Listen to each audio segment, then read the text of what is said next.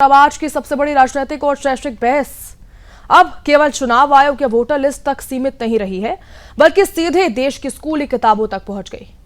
NCERT की नई शिक्षा 9 की सामाजिक विज्ञान की किताब में पहली बार चुनाव आयोग और एसआईआर यानी स्पेशल इंटेंसिव रिवीजन को विस्तार से शामिल किया गया है और इसके बाद एक नई राजनीतिक बहस शुरू हो गई है। सवाल यह है कि क्या यह सिर्फ छात्रों को लोकतंत्र की प्रक्रिया समझाने की कोशिश है या फिर चुनावी प्रक्रिया को लेकर चल रही राजनीतिक बहस अब पाठ्यक्रम का हिस्सा बनती जा रही है। भारत की चुनावी व्यवस्था को दुनिया का सबसे बड़ा लोकतांत्रिक अभ्यास माना जाता है।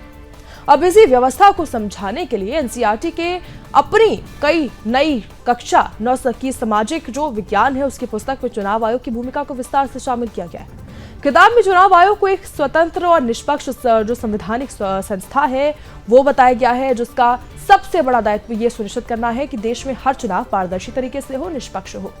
नई किताब का सबसे चर्चित हिस्सा है स्पेशल इंटेंसिव रिवीजन यानी एसआईआर, जिसको लेकर पिछले कुछ समय से देश में राजनीतिक विवाद भी चल रहा है। एनसीईआरटी ने अपनी किताब में स्पष्ट कर दिया है कि एसआईआर का उद्देश्य वोटर लिस्ट को अपडेट करना है, उसकी जांच करना है, उसमें मौजूद त्रुटियों को दूर करना है,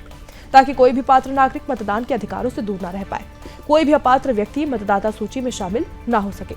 किताब में यह भी कहा गया है कि चुनाव आयोग समय समय पर मतदाता सूची का पुनरीक्षण करता है, नए मतदाताओं के नाम जोड़ता है, मृत या फिर स्थानांतरित हो चुके मतदाताओं के नाम हटाता है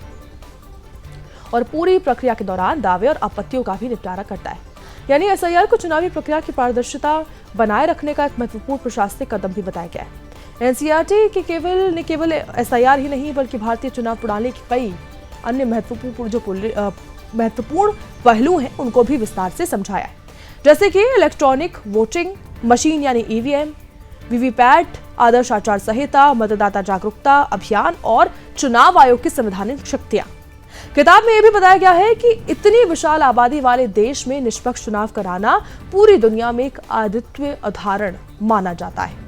दिलचस्प बात यह है कि छात्रों को लोकतांत्रिक राजनीति की व्यवहारिक समझ देने के लिए गठबंधन जो है वो राजनीति पर भी एक अलग गतिविधि जोड़ी गई है, जिसमें 1977, 1999, 2004, 2009, 2014, 2019 और 2024 के लोकसभा चुनाव के बाद बनी सरकारों और गठबंधनों का अध्ययन करने को कहा गया है, ताकि विद्यार्थी भारतीय लोकतंत्र के बदलते राजनीतिक स्वरूप को बेहतर ढंग से समझ सके।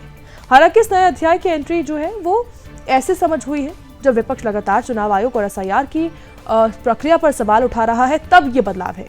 विपक्ष का आरोप है कि मतदाता सूची के पुनरीक्षण की प्रक्रिया पूरी तरह से पारदर्शी नहीं है,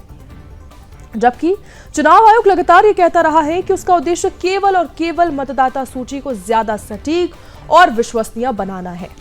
अब जब यही विषय देश की स्कूली किताबों का हिस्सा बन चुका है तो राजनीतिक बहस और भी ज्यादा तेज होना तय मानी जा रही है।